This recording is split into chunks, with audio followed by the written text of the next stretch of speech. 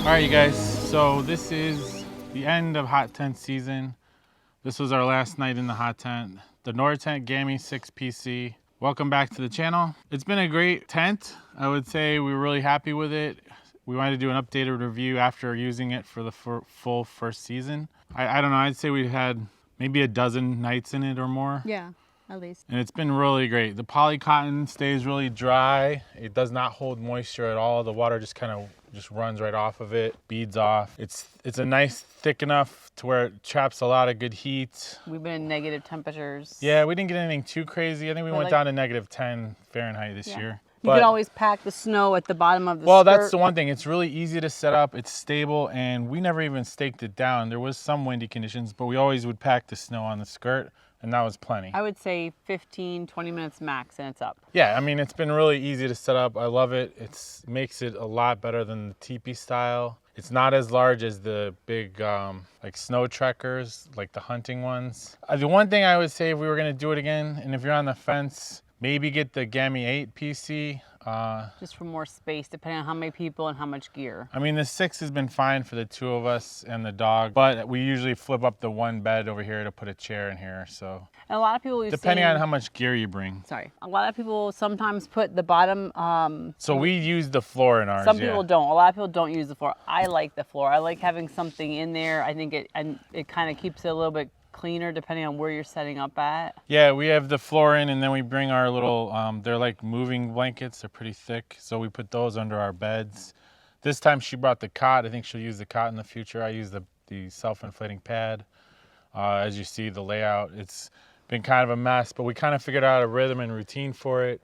So I would definitely recommend it, and we're looking forward to next year in it. It should last a good long time. It's not the cheapest tent, but it is good quality. But easily you have to figure, with us, we were able to put a pretty big size blow-up cot on one side. I have a blow-up mat on one side. I have my cot on the other side. We carry our dog Luna, so she's in a pretty decent sized crate. She goes in the middle. We have our wood stove in the back, our processed wood. Usually we'll have a couple of containers, either carry our wood, we'll have our kitchen box, a bag of clothing, our bag of clothes. So to me, there's plenty of room. If you want to have like another person, definitely the 8. I think we'd have more space.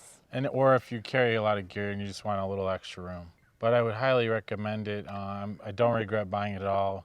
Maybe I would have just gone and got the bigger one, but you got to remember too, you got to have space to set up this size. So, but it's not that large. But we haven't ran into any issues with being able to set it up. No, but if you were going to go backwoods and walk in somewhere, yeah, well, depending on, then you might have a little bit of a harder time. Most of the state parks, there's been big enough areas, even boondocking, depending on where you go, we've been able to set up. But I have to say, it makes it pretty comfortable. If people are really leery about getting out and snow camping, a hot tent with a wood stove is absolutely the way to go. Yeah, the dry heat's really nice. But yeah, we wanted to just do a quick updated review, give you guys our thoughts on it after using it a bunch of times. Definitely, we have the Pomali Oriquin stove.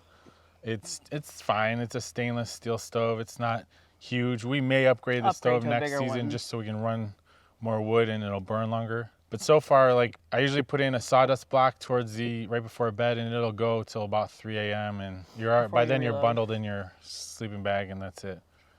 But other than that, it's kept us plenty warm. Next year, maybe we'll be in some more extreme temperatures like we were the first year of winter camping.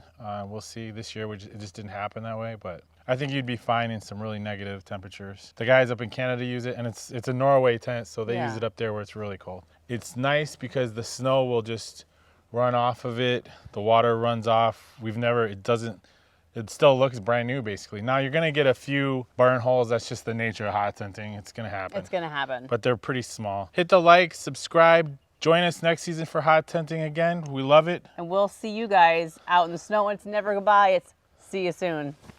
Bye, guys. Definitely consider hot tenting for winter camping. It's really nice. I don't think people realize how warm it gets. 80 degrees in there.